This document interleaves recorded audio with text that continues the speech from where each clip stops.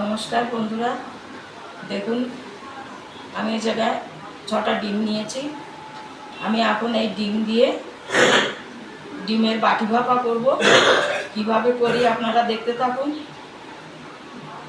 আমি এই জায়গায় নিয়েছি 4টে বাটি। আমার ডিম 6টা, আমার আরেকবার করে নেওয়া লাগবে। এখন বাটিতে আমি একটু তেল মেখে নিচ্ছি।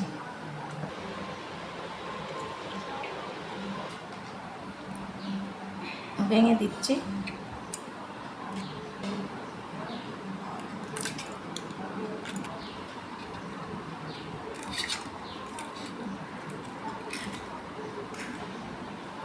এবার আমি দিয়ে দিচ্ছি কাঁচা লঙ্কা,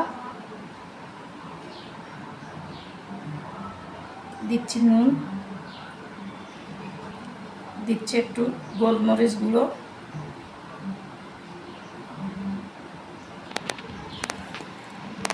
এবার আমি আগেই জল বসিয়ে দিয়েছি, জলটা ফুটে গেছে। এবার আমি থালাটা এইভাবে বসিয়ে দিচ্ছি, দিয়ে ঢাকা দিয়ে রাখছি। আমার ডিম ভাপা দেখছি কেমন হয়েছে।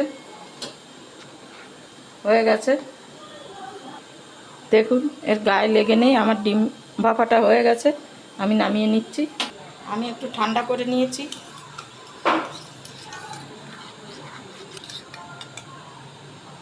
দেখুন কি সুন্দর উঠে গেছে।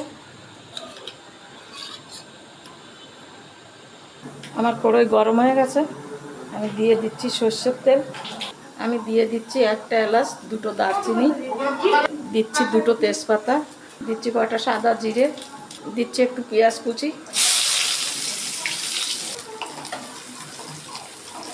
আমি পেঁয়াজে হালকা একটু হলুদ দিয়ে দিচ্ছি। আমার পেঁয়াজটা ভাজা ভাজা হয়ে গেছে, দেখুন লাল লাল হয়ে গেছে। আমি দিয়ে দিচ্ছি আদা রসুন পেস্ট। এবার দিচ্ছি একটু পেঁয়াজ বাটা। এবার দিচ্ছি অল্প একটু জিরে গুঁড়ো, অল্প একটু ধনে গুঁড়ো, দিচ্ছি একটু লঙ্কার গুঁড়ো। আমি দিয়ে দিচ্ছি একটুখানি জল, না দিচ্ছি স্বাদ মতো নুন, দিচ্ছি একটু হলুদ গুঁড়ো,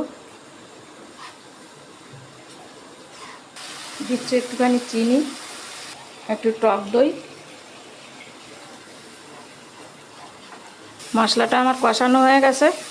ডিমটা আমি এইভাবে এর মধ্যে বসিয়ে দিচ্ছি। এবার আমি দিয়ে দিচ্ছি জল। আমি দিয়ে দিচ্ছি একটু গরম মশলা গুঁড়ো। আমার হয়ে গেছে, আমি গ্যাসটা অফ করে দিচ্ছি। এই রান্নাটাও আমি যেভাবে রান্না করলাম এইভাবে আপনারাও রান্না করে খেয়ে দেখবেন, দেখবেন খুব ভালো লাগবে। ভালো লাগলে আমাকে একটু জানাবেন। আমি এবারে 2-3 মিনিটের মতো একটু ঢাকা দিয়ে রাখছি।